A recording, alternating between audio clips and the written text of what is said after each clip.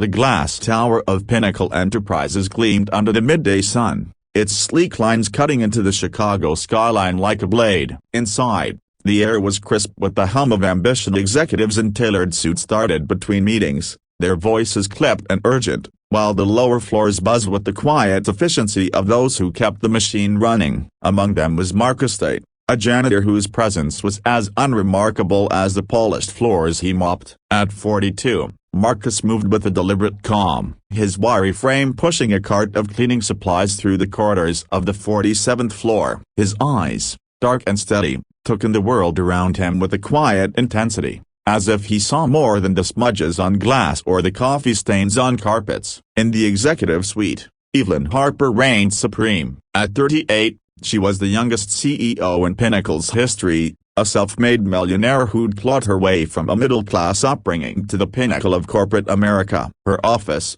a sprawling corner suite with floor-to-ceiling windows, was a testament to her success. Modern, minimalist, and intimidating. Evelyn was known for her razor-sharp mind and an even sharper tongue. Her auburn hair was always pulled back in a severe bun, and her emerald eyes could pin an employee to the wall with a glance. She thrived on control, on knowing she could outmaneuver anyone in the room. But there was a restlessness in her, a need to prove she was untouchable, which sometimes spilled into cruelty disguised as wit. It was a Tuesday when their worlds collided. Evelyn was in the midst of a high-stakes meeting with a delegation from a Japanese tech firm, Hashimoto Solutions. The deal on the table, a partnership to develop AI-driven logistics software, could net Pinnacle hundreds of millions. The conference room was a theater of power, Evelyn at the head of the table, her team of VPs flanking her, and the Japanese executive seated opposite, their translator murmuring quietly as they exchanged pleasantries. But there was a problem. The translator,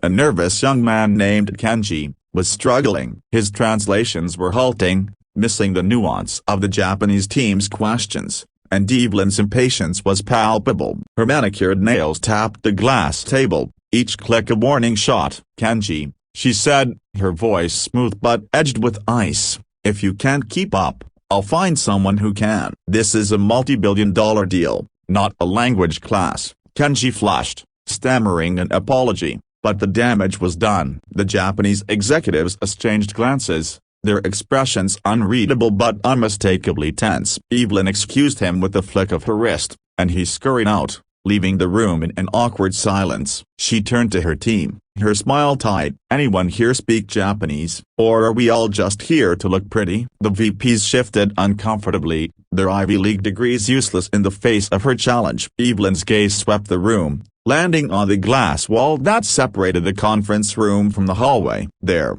just visible through the tinted paints, was Marcus, wiping down a smudge on the glass with a rag. His blue jumpsuit was faded, his movements unhurried, almost meditative. Evelyn's lips curled into a smirk. She leaned back in her chair, her voice carrying a playful malice. "You there, janitor," she rapped on the glass, and Marcus looked up, his expression neutral. "Come in here for a second." The room stilled. The executives exchanged glances, unsure whether this was a joke or a test. The Japanese delegation watched with polite curiosity as Marcus set down his rag and pushed open the heavy glass door. He stepped inside, his boots silent on the plush carpet, and stood just inside the threshold, his hands clasped loosely in front of him. "What's your name?" Evelyn asked, her tone dripping with condescension. "Marcus Tate," he replied, his voice low and even, betraying no hint of discomfort. "Well, Marcus," she said, leaning forward, "our translator is useless,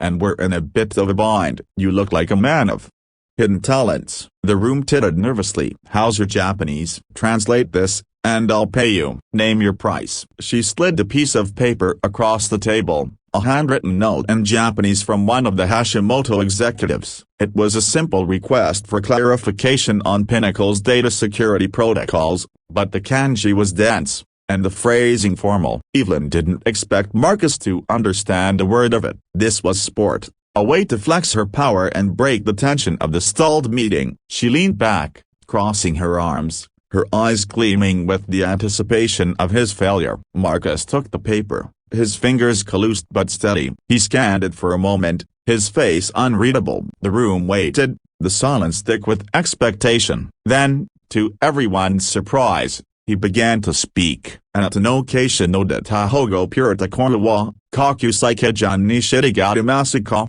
A tilde 3/4 A tilde ya A tilde micro F 1/4 F 1/4 F A tilde pound A tilde F 1/4 A tilde inverted question mark A tilde sense A tilde macron A tilde superscript 1 A tilde E sense A tilde TM A tilde A ring dot middle dot A diaresis 1/2 SS A tilde superscript A tilde F A tilde F superscript A tilde middle dot F 1/4 A tilde macron Aid irisis 1/2 A tilde section A tilde TM A tilde. His Japanese was flawless, the words flowing with a natural cadence that made the Hashimoto executives sit up straighter. The lead negotiator, Mr. Sato, a silver-haired man in his 60s, nodded approvingly and responded in rapid Japanese. Marcus listened intently, then translated for the room. Mr. Sato asks whether Pinnacle's data protection protocols comply with international standards and what specific policies we have regarding third-party data access. The room was stunned into silence. Evelyn's smirk faltered,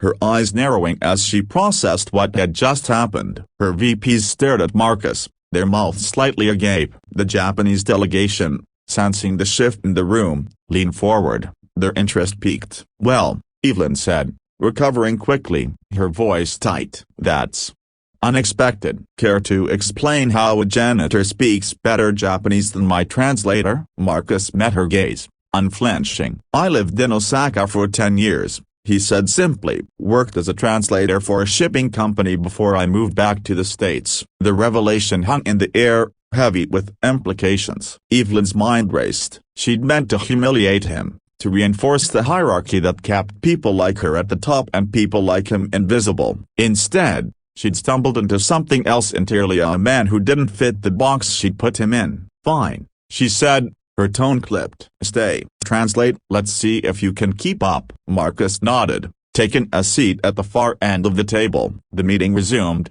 and he translated with a precision that put Kenji's earlier efforts to shame. He didn't just relay words, he captured the tone, the subtext, the cultural nuances that made the Japanese executives feel heard and respected. Mr. Sato, who had been reserved earlier, began to open up, his questions more detailed, his demeanor warmer. Evelyn's team scrambled to keep up, their answers sharper now that the language barrier was gone. As the hours passed, Evelyn watched Marcus closely. She was torn between admiration and irritation. He was good at too good. His presence challenged the narrative she'd built about herself and the world she ruled. She was the prodigy, the one who'd risen above her circumstances through sheer will. Yet here was this man, mopping floors for minimum wage, with a skill set that rivaled her best employees. It didn't make sense, and that made her uneasy. When the meeting ended, the Japanese delegation shook Marcus's hand, their gratitude evident. Mr. Sato handed him a business card, a rare gesture that signaled respect. Evelyn dismissed her team with a curt nod, but asked Marcus to stay behind. The room emptied, leaving just the two of them. "So," she said, leaning against the table, her arms crossed. 10 years in Osaka, translator for a shipping company, and now you're, what, cleaning my floors?" Marcus shrugged, his expression calm. "Life happens. I came back to take care of family. This job pays the bills." She studied him, searching for weakness, but found none. "You're overqualified for this." "Why stay?" "Not everyone's chasing the corner office," he said, his tone matter-of-fact. "I like the work. It's honest. Gives me time to think." Evelyn laughed, a sharp, incredulous sound. "Time to think? You could be making 6 figures with your skills. Don't you want more?" Marcus's eyes held hers, steady and unyielding. "More is not always better. I've seen what chasing more does to people." The jab was subtle, but it landed. Evelyn felt a flicker of something, anger, maybe, or shame. She pushed it down, forcing a smile. "Well, you saved my meeting today. Name your price." "Like I said, I don't want your money," Marcus said, "but I'll take a favor." She raised an eyebrow. "A favor?" "Let me sit in on the next meeting with Hashimoto, not as a translator or as an observer. I want to see how this deal plays out." Evelyn hesitated. It was an unusual request, one that blurred the lines she'd spent her career reinforcing. But she was curious, and curiosity was her weakness. "Fine," she said, "but don't expect a promotion just because you speak Japanese." Marcus smiled faintly, the first crack in his stoic demeanor. "Wouldn't dream of it." Over the next few weeks, Marcus became a quiet fixture in the Hashimoto negotiations. He translated when needed, but mostly he observed, his presence unobtrusive yet impossible to ignore. Evelyn found herself watching him, trying to decipher the man behind the jumpsuit. He was a paradoxically educated, skilled, yet content with the life most would see as beneath them. It gnawed at her, the way he seemed so at ease with himself. The deal progressed, but not without hiccups. Hashimoto pushed for stricter terms, and Evelyn's team was stretched thin. One evening, as the office emptied and the city lights flickered on, she found Marcus lingering in the conference room, reviewing a stack of documents. "You're still here?"